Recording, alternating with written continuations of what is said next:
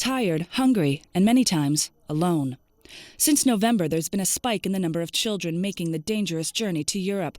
According to UNICEF, children make up about 40% of arrivals. Nearly 1 of every 3 of the 62,000 migrants and refugees who entered Greece in January were unaccompanied minors.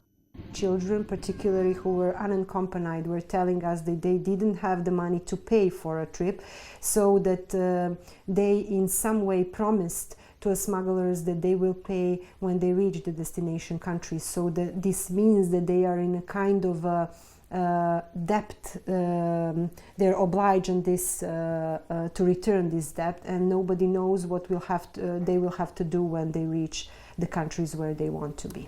Atina, a Serbian-based NGO working to combat human trafficking, says children have been forced to commit criminal and sexual acts.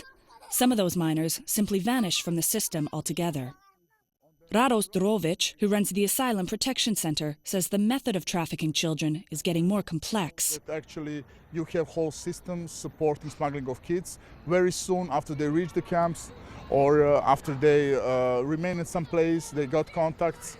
They got Skype or telephone contacts of most probably smugglers or even parents saying them to contact someone else who will organize their trip further on. One way the traffickers get children across the border is to pair them with fake family members, particularly through Serbia, says Rados. And there's no way of physically proving that these kids belong to these parents without sort of DNA samples, correct? Yeah, serious problems for the system that are not developed, that is not capable to function, having in mind kids traveling in huge numbers without knowing language, without having them staying for a longer period of time.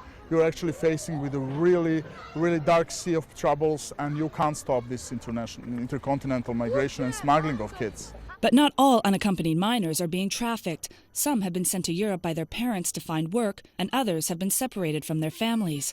In those cases, NGOs have set up tents at reception facilities to reunite people, and the Serbian government has built 2 centers to handle the influx. Meanwhile, Britain has said it will take in refugee children who have been separated from their parents. Yet for those kids who simply disappear, that journey to Europe has not turned out as they had ever dreamed. Natalie Carney for CCTV in Belgrade, Serbia.